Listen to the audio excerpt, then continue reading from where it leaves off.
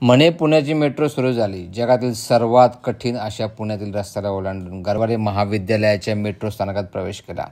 10.5x4 असे 42 रुपयाचे ticket खरेदी करून फलाटाच्या दिशेने प्रस्थान ठेवत असताना वाटेत असे वाटले की आपण नक्कीच युरोपमधील कुठच्या तरी देशामध्ये आहोत की काय.